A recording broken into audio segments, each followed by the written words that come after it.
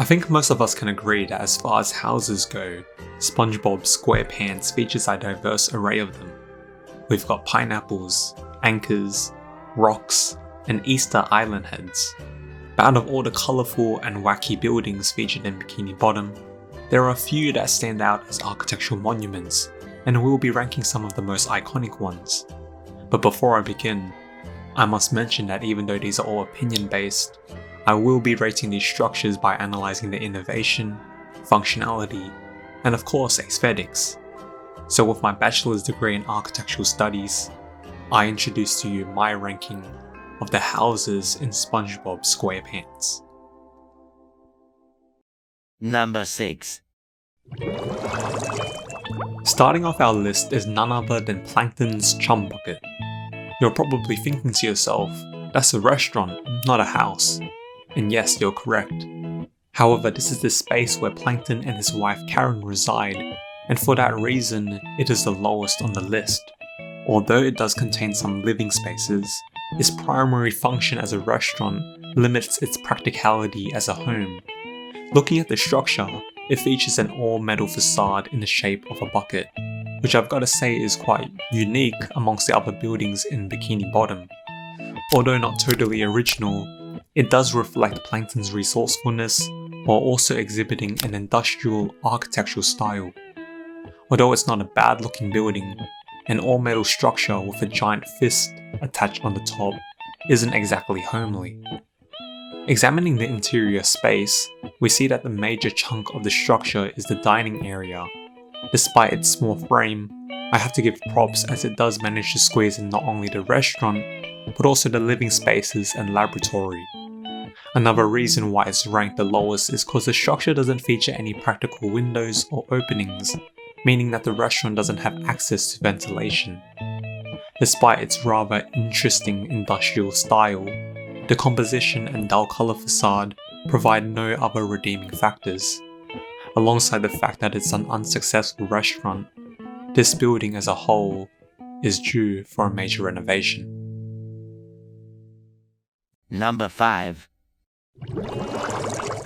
When I hear the word architecture, the last thing that crosses my mind is rock. Moving on to the humble abode of Patrick Star, many would agree that a literal rock would be at the bottom of the list. I mean, realistically, how does this rank higher than an actual building? As much as I love Patrick, this rock, or turtle shell apparently, has quite literally zero innovation. It's like he just found a giant rock and said, yeah, I'm gonna live in this. In a way, it reflects his laid-back lifestyle, but from the outside, it doesn't even look like a building, let alone a house. It features no windows, and unlike the Chum Bucket, it doesn't even have a door and instead just rises up. With all this criticism in mind, there is one thing that makes this house rank higher than Plankton's: versatility. Delving into the interior space, we see a spacious and comfortable layout, the only catch being the sand interior. However, the use of sand provides customization, essentially allowing Patrick to create and destroy furniture on the spot, and most intriguingly, add and remove certain rooms, both of which create a high level of functionality when wanting to change and play around with the layout depending on the occasion. Since it's excavated in the ground, the interior doesn't allow for natural sunlight or ventilation. When it comes to innovation and looks, I don't see this receiving any extra points, but the resourcefulness and functionality created by the customizable interior is what makes Patrick's house so clever. But because it lacks any real architectural elements, I can't justify placing this any higher. Number 4. In a world under the sea, the last thing you'd expect is for the fish to use pineapples and buckets as houses. Mr. Crab's house, however, is a perfect representation of its surroundings. Not only does this house take clear inspiration from mimetic architecture, but I think the fact that it's an anchor is an interesting allegory of its oceanic context. Unlike the unusual buildings in Bikini Bottom, I think the anchor serves as one of the most realistic structural pieces, something you'd expect to find at the bottom of the ocean. Symbolism aside, the building features a heavy materiality for its single block of metal. It creates almost a monolith structure, expressing a sort of dominance and authority for its large size. Examining the interior layout, we see that it's very clustered and very messy. Although it's not well furnished, the space it provides has the potential to be great. There are plenty of rooms that provide great interior functionality, and for the first time in this video, the building we're analysing does feature windows, allowing for thermal comfort.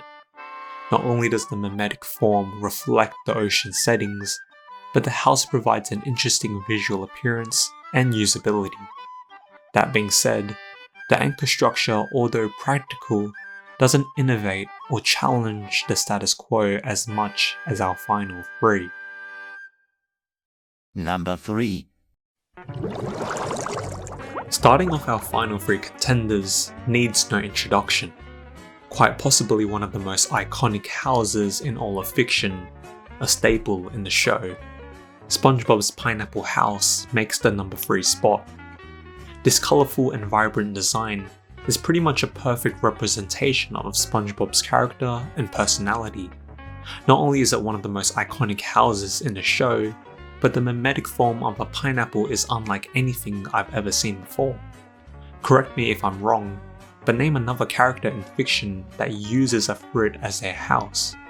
If that doesn't define innovative, I don't know what does. What's more impressive is how the building can take advantage of this form.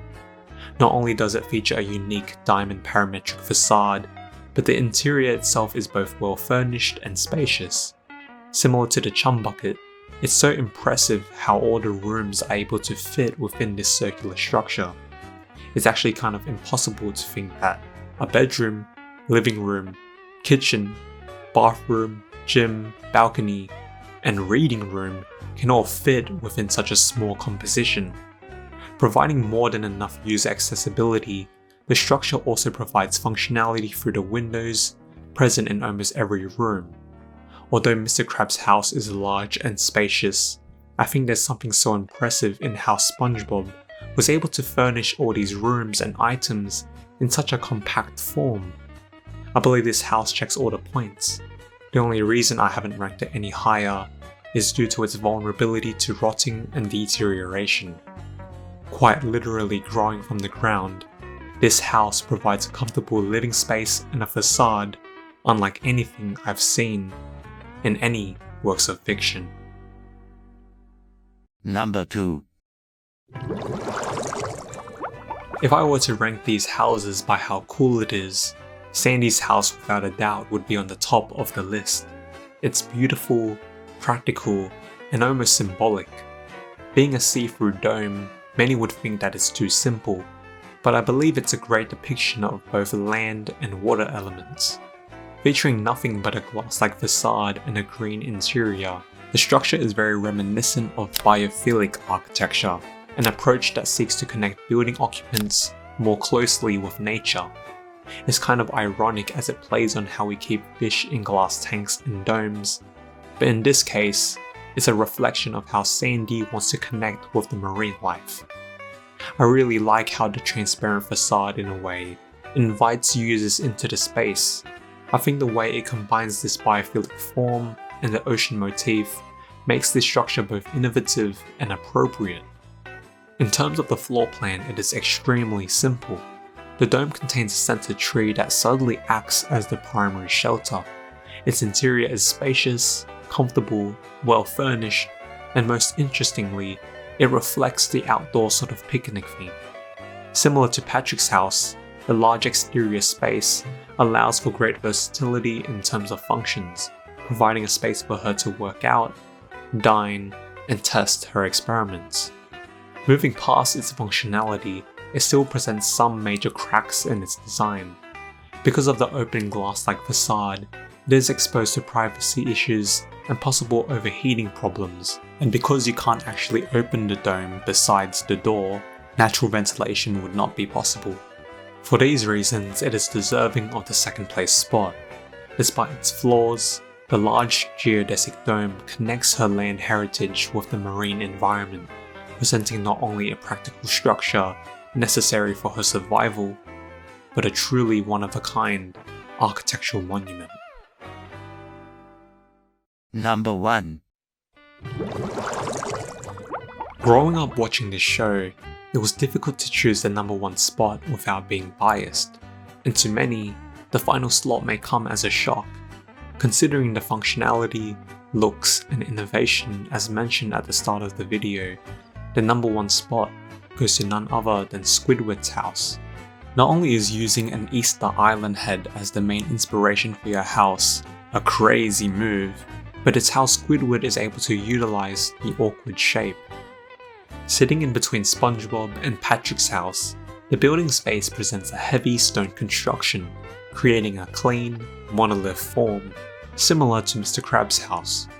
Due to its stone construction and thick materiality, it almost gives off a brutalist architectural style. What I find so unique is how the implementation of openings such as doors and windows is used to further add to the theme of the house. Both SpongeBob and Mr. Krabs' house contain windows that are placed sort of sporadically, but the openings of the windows as eyes and the door as a mouth successfully create a sense of harmony within the facade. Instead of creating a house like the ones already mentioned in this video, this building feels almost like a piece of artwork, or rather sculpture.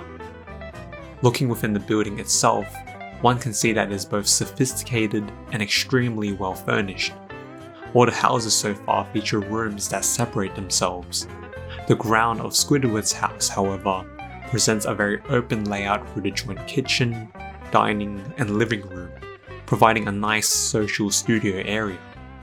The way that the floors are broken down into the ground floor and top floors separates the different functions of the house, separating the public social ground floor with the private area for Squidward to both rest and focus on his artistic hobbies. Disregarding the presentation, the interior layout of the house and the separation of the functional rooms is a principal method implemented by real-life architects. Its overall composition in using an Easter Island head is so different. Although not exactly unique within Bikini Bottom, it still remains one of my personal favourite structures in the show.